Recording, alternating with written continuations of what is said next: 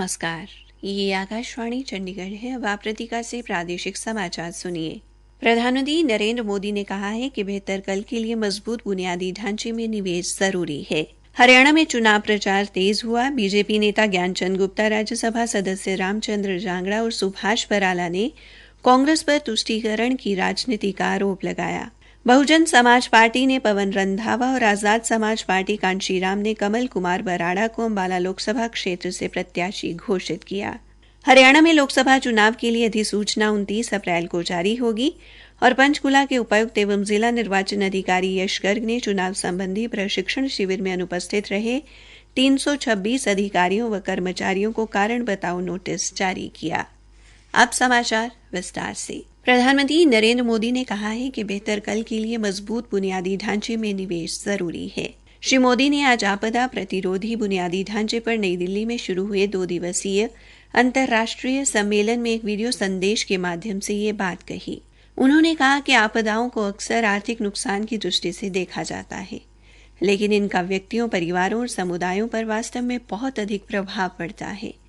उन्होंने नई बुनियादी ढांचा परियोजनाओं और आपदा के बाद पुनर्निर्माण के प्रयासों में मजबूती के पहलू पर जोर दिए जाने की जरूरत पर बल दिया। श्री मोदी ने कहा कि आपदाओं का प्रभाव सीमाओं से परे होता है और इससे निपटने के लिए देशों के बीच परस्पर सहयोग जरूरी है।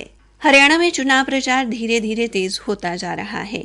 फिलहाल सबसे पहले अपने प्रत्याशी घोषित करने वाली भारतीय जनता पार्टी लोगों से लगातार संपर्क साध रही है, जबकि कांग्रेस के प्रत्याशी घोषित होने के बावजूद कांग्रेस के सांसद दीपेंद्र हुड्डा रोहतक क्षेत्र में चुनाव प्रचार में सक्रिय हैं।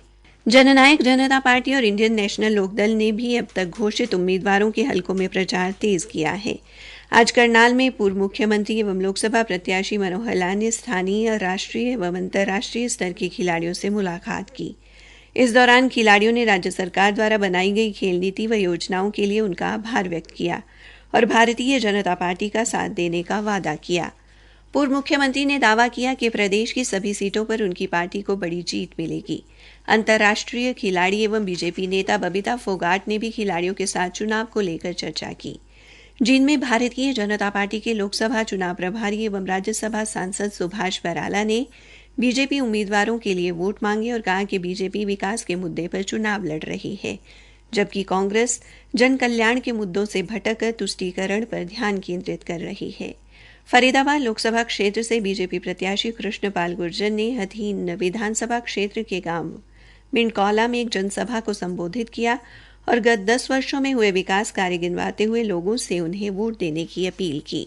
गुरुग्राम लोकसभा क्षेत्र में बीजेपी प्रत्याशी राविंद्रजीत सिंह ने बावल विधानसभा क्षेत्र के कुंड कस्बे में चुनावी सभा को संबोधित किया और उम्मीद जताई कि युवा शक्ति भारत को तीसरी बड़ी आर्थिक शक्ति बनाने में मदद करेगी। उन्होंने मतदाताओं को देश के विकास के लिए केंद्र सरकार में एक बार फिर प्रधानमंत्री नरेंद्र मोदी के नेतृत्व में सरकार बनाने की अपील की। अंबाला से लोकसभा प्रत्याशी बंतो कटारिया के पक्ष में आज बीजेपी नेता ज्ञानचंद गुप्ता द्वारा पंचकुला में एक पत्रकार वार्ता का आयोजन किया गया। इस अवसर पर श्री गुप्ता ने कहा कि कांग्रेस के घोषणा पत्र को लेकर प्रधानमंत्री नरेंद्र मोदी ने कांग्रेस की मंशा पर जो आशंका जाहिर की है वो सही है। उन्होंने कहा कि कांग्रेस आज देश को जाति, अल्पसंख्यक, बहुसंख्यक और आरक्षण के नाम पर बांट रही है। श्री गुप्ता ने कहा कि कांग्रेस ने अपने घोषणा पत्र में तुष्टीकरण को उजागर किया है। भारतीय जनता पार्टी के राज्यसभा सदस्य रामचंद्र जांगड़ा ने आरोप लगाया है कि कांग्रेस धर्म के नाम पर आरक्षण चाहती है, जो बेहद खतरनाक है। उन्होंने कहा कि संविधान निर्माता डॉक्टर भीमराव अंबेडकर के नेतृत्व में यह तय किया गया था कि भारत में धर्म के नाम पर आरक्षण नहीं होगा। आज रोहतक में मीडिया से बातचीत में श्री जांगड़ा ने कहा कि देश में हो रहे विकास के कारण एक के बाद एक हार से बौखलाई कांग्रेस अब तुष्टीकरण की राजनीति पर उतर आई है। आज अंबाला जिले के मुलाना कस्बे में बहुजन समाज पार्टी के पंजाब, हरियाणा और चंडीगढ़ के राज्य प्रभारी रणधीर सिंह बेनीवाल ने अंबाला लोकसभा क्षेत्र से अपना प्रत्याशी घोषित किया। पार्टी ने पवन रंधावा को अंबाला लोकसभा हलके से अपना प्रत्याशी बनाया है। उधर आजाद समाज पार्टी कांशीराम ने अंबाला के 2 सड़का में हुई एक बैठक में कमल कुमार बराड़ा को अंबाला लोकसभा क्षेत्र से अपना प्रत्याशी घोषित किया है। प्रदेशाध्यक्ष कमल कुमार ने कहा कि उनकी पार्टी शिक्षा, स्वास्थ्य और रोजगार के मुद्दे पर चुनाव लड़ेगी। प्रादेशिक समाचार आकाशवाणी चंडीगढ़ से प्रसारित किए जा रहे हैं। हरियाणा में 25 मई को छठे चरण में होने वाले लोकसभा चुनाव के लिए अधिसूचना 29 अप्रैल को जारी की जाएगी। मुख्य निर्वाचन अधिकारी अनुराग अग्रवाल ने बताया कि नामांकन का समय शुरू होने से पहले पीठासीन अधिकारी द्वारा सुबह 11 बजे राज्य की आधिकारिक भाषा व अंग्रेजी में सार्वजनिक सूचना जारी की जाएगी, जिसे पंचायत समिति, ग्राम पंचायत तथा सार्वजनिक कार्यालय में चस्पा किया जाएगा। श्री अग्रवाल ने बताया कि नामांकन सुबह 11 बजे से बाद दोपहर 3 बजे तक जमा करवाए जा सकेंगे। नामांकन दाखिल करने की अंतिम तिथि 6 मई है।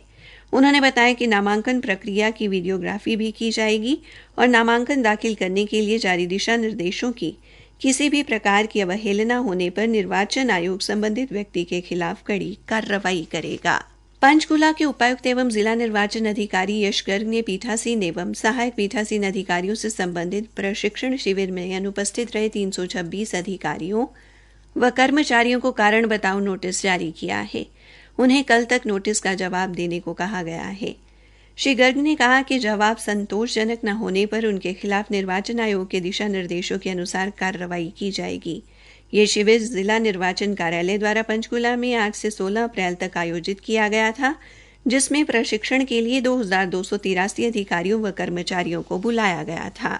हरियाणा के मुख्यमंत्री नायब सिंह सैनी आज करनाल के जैन आराधना मंदिर में भगवान महावीर जी के 2550वें जन्म कल्याणक निर्वाण महोत्सव के उपलक्ष्य में आयोजित कार्यक्रम में हिस्सा लिया। श्री सैनी ने जैन मंदिर में माथा टेका और जैन संतों का आशीर्वाद दिया। उन्होंने मंदिर परिसर में से चैरिटेबल अस्पताल का भी दौरा किया और वहां चल रही संस्था के सेवा कार्यों की सराहना की। कार्यक्रम में बोलते हुए श्री सैनी ने कहा कि जैन संतों ने समाज को हमेशा सच्चाई का रास्ता दिखाया है।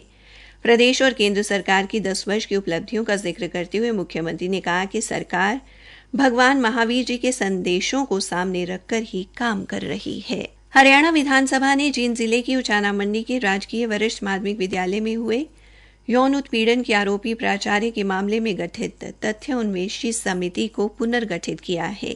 यह परिवर्तन श्री कंवरपाल के बाद स्कूल शिक्षा मंत्री का कार्यभार श्रीमती सीमा को दिए जाने के कारण किया गया है।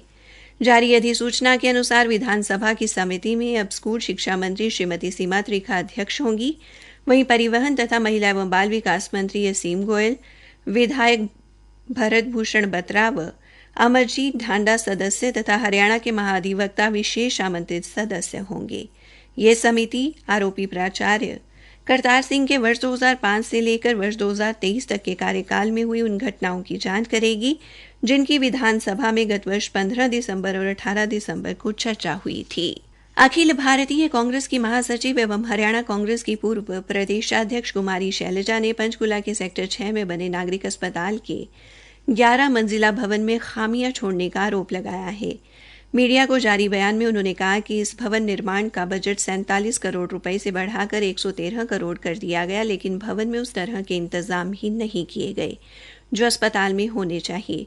कुमारी शैलजा ने कहा कि चिकित्सकों के कक्ष, कॉन्फ्रेंस हॉल और मरीजों के वार्ड के अंदर सीवरेज की पाइप दिखाई देती है। कुछ फ्लोर पर एसी डक्ट भी बाहर है। ऐसे में 11 मंजिला बिल्डिंग में जब भी सीवरेज का पाइप लीक होगा या एसी डक्ट कहीं से टपकेगी तो कमरों में बैठना भी दूभर हो जाएगा।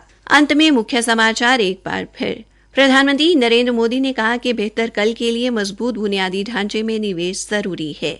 हरियाणा में चुनाव प्रचार तेज हुआ। बीजेपी नेता ज्ञानचंद गुप्ता, राज्यसभा सदस्य रामचंद्र जांगड़ा और सुभाष बराला ने कांग्रेस पर तुष्टीकरण की राजनीति का आरोप लगाया। इसी के साथ ये समाचार बुलेटिन समाप्त हुआ।